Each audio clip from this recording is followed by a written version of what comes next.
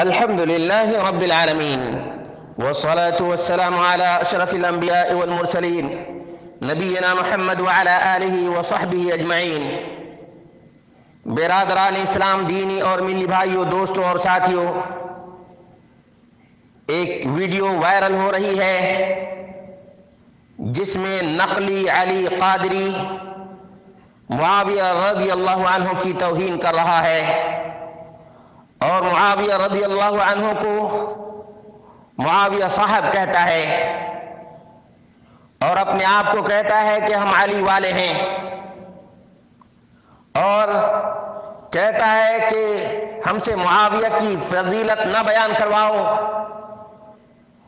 اور کہتا ہے کہ معاویہ کے کارنامے بیان کر دیے جائیں تو کانوں سے دھواں نکلے گا۔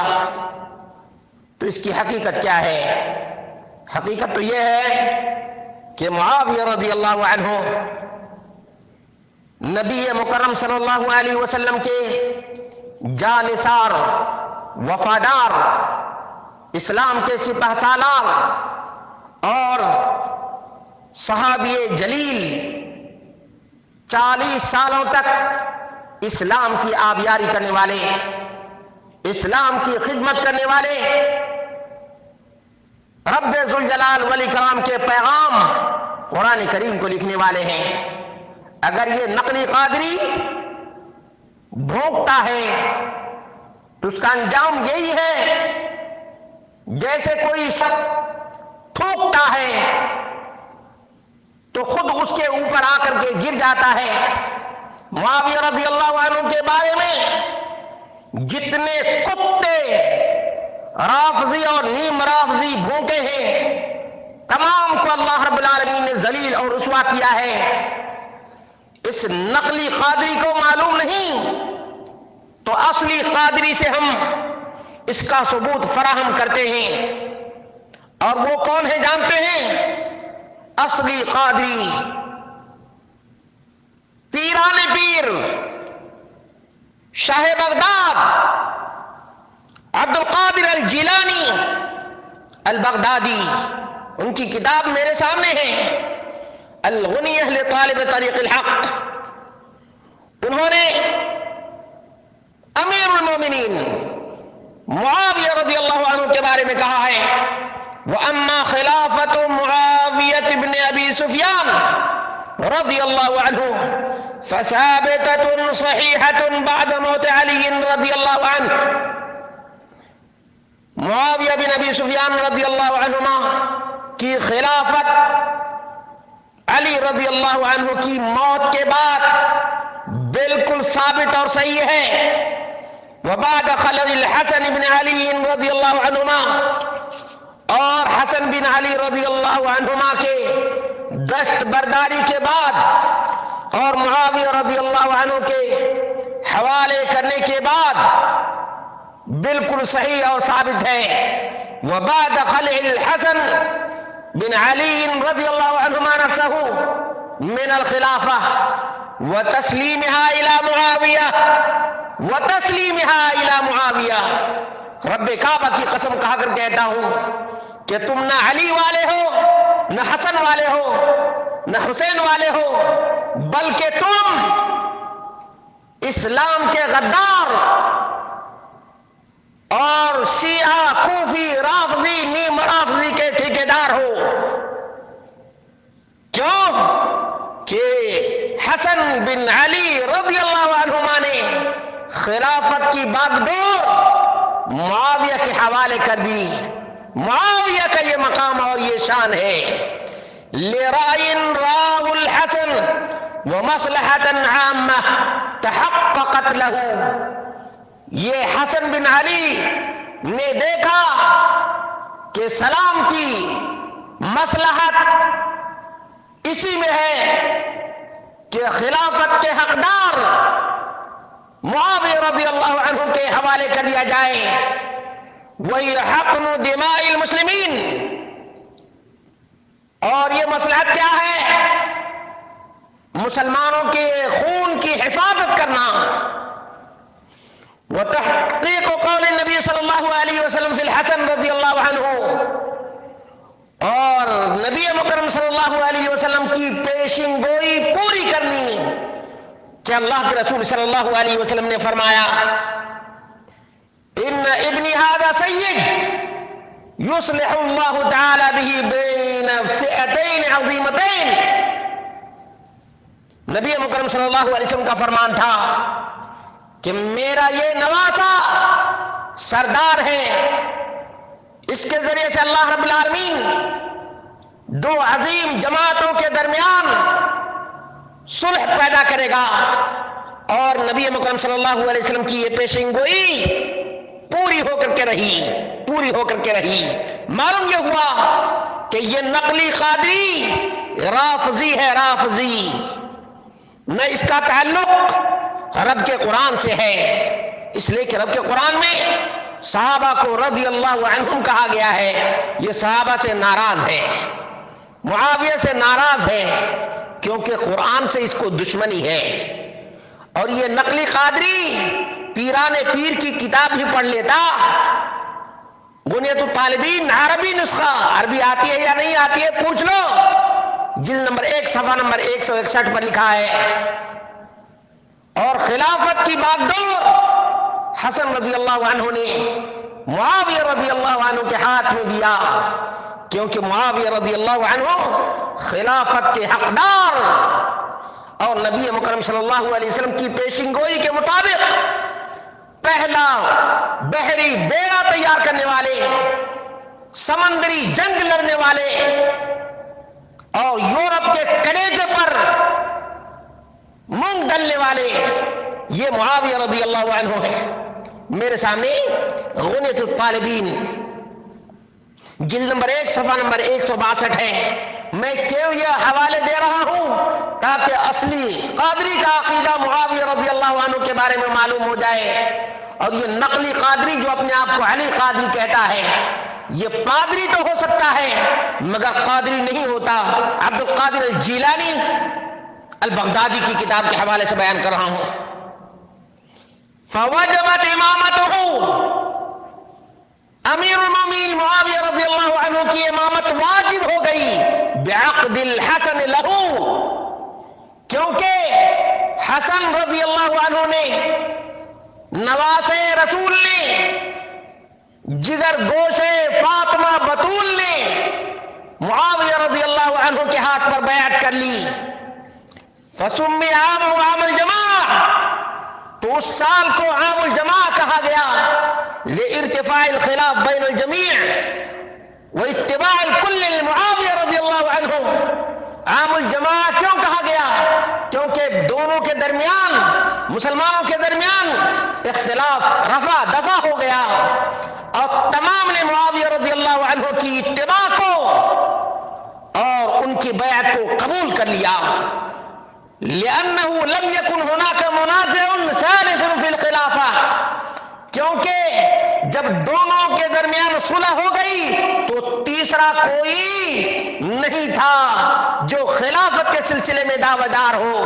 دیکھا وخلافته مذکورة في قول النبی صلی اللہ علیہ وسلم امیر المومنین خلیفۃ المسلمین معاویہ رضی اللہ عنہ کی خلافت نبی مکرم صلی اللہ علیہ وسلم کے قول میں مذکور ہے. وهو ما روی عن النبی صلی اللہ علیہ وسلم انه قال تدور رحل الاسلام 35 سنة او 36 او 37 سنة.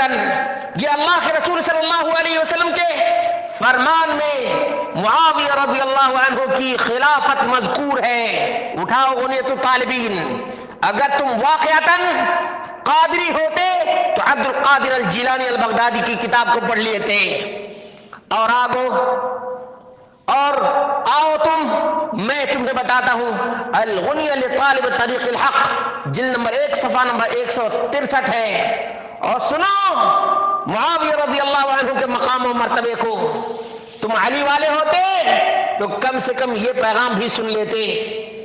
اگر تم معاویہ رضی اللہ عنہ کے بارے میں شیعیت، رافضیت اور سبائیت کا، یہودیت کا شکار نہیں ہوتے تو ان کی فضیلت کے لیے اتنی بات کافی ہے کہ نبی مکرم صلی اللہ علیہ وسلم کے فرمان میں معاویہ رضی اللہ عنہ کی خلافت مذکور ہے تدور رحل الاسلام 35 سنتن او 36 او 37. اٹھاؤ غنیۃ الطالبین. تم فضیلت معاویہ تم سے بیان کرنے کی ضرورت نہیں. رب کعبہ کی قسم ہے قرآن کے حاملین کو اللہ رب العالمین اتنا مقام بلند عطا کرتا ہے کہ تم اس مقام کو دیکھو گے تو تمہاری پگڑی بھی گر جائے گی. یہ ہے اتنا اونچا مقام. عبد القادر الجیلانی البغدادی کا یہ صفحہ دیکھ لینا، غنیۃ الطالبین جلد نمبر 1 صفحہ نمبر 163. واتفق اہل السنہ علی وجوب الکف عما شجر بینہم. اہل سنت والجماعت کا اجماع اور اتفاق ہے کہ صحابہ کے درمیان جو کچھ مشاجرات ہوئے اس سے رک جانا. والامساک عن مساویہم، اور ان کی برائی سے اپنی زبان کو روک لینا.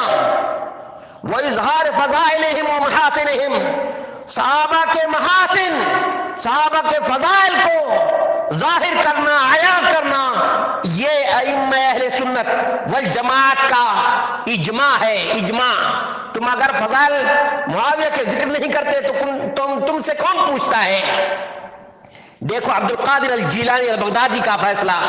وَتَسْلِيمِ أَمْرِهِمْ إِلَى اللَّهِ عَزَّ وَجَلَّ، اور صحابہ کرام کے درمیان جو کچھ ہوا اس کو اللہ کے حوالے کر دینا. عَلَى مَا كَانَ وَجَرَى مِنْ اخْتِلَافٍ عَلِيٍّ وَطَلْحَةَ وَالزُّبَيْرُ وَعَائِشَةَ وَمُعَاوِيَةَ رَضِيَ اللَّهُ عَنْهُمْ عَلَى مَا قَدَّمْنَا بَيَانَهُ وَإِعْطَاءِ كُلِّ ذِي فَضْلٍ فَضْلَهُ، اور ہر فضل والے کو اس کا حق دینا. یہ ائمہ اہل سنت والجماعت کا عقیدہ ہے. کما قال اللہ تعالی، جیسا کہ اللہ رب العالمین نے بیان کیا ہے، والذین جاؤوا من بعدهم یقولون ربنا اغفر لنا ولإخواننا الذین سبقونا بالایمان ولا تجعل في قلوبنا غلا للذین آمنوا ربنا انک رؤوف رحیم. سورۃ الحشر آیت نمبر 10. اسی طرح سے اللہ رب العالمین نے فرمایا تلک امۃ قد خلت لها ما کسبت ولکم ما کسبتم ولا تسألون عما كانوا يعملون. سورۃ البقرہ آیت نمبر 134. اور اسی طرح سے نبی مکرم صلی اللہ علیہ وسلم نے فرمایا اذا ذکر اصحابی فامسکوا، میرے صحابہ کا ذکر آئے تو اپنی زبان پہ تالا لگاؤ، اپنی زبان پہ تالا لگاؤ. وفی لفظ آخر ایاکم وما شجر بین اصحابی، خبردار میرے صحابہ کے درمیان جو کچھ ہوا اس سے اپنی زبان کو کنٹرول میں رکھو. فلو انفق احدکم مثل احد ذهبا ما بلغ مد احدهم ولا نصیفہ، تم میں سے کوئی بھی احد پہاڑ کے برابر بھی سونا خرچ کرے گا تو صحابہ کے آدھے مد کے برابر بھی احد پہاڑ کے برابر سونا نہیں پہنچ سکے گا.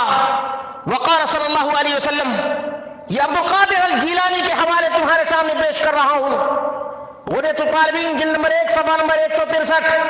اور کہا وقال، نبی اکرم صلی اللہ علیہ وسلم نے فرمایا طوبی لمن رانی ومن را من رانی، بشارت ہے، خوشخبری ہے ان لوگوں کے لیے جنہوں نے مجھے دیکھا.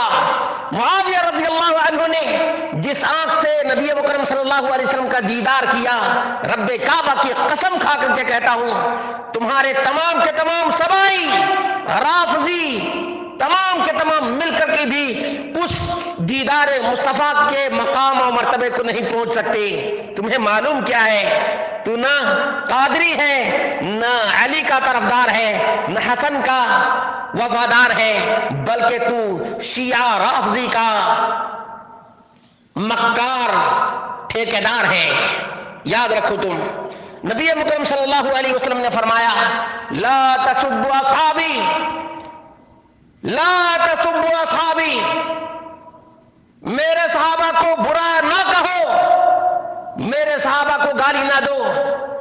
فمن سبہم فعلیہ لعنت اللہ، میرے صحابہ کو جو بھی گالی دے گا رب کائنات کی لعنت اس کے اوپر ہے.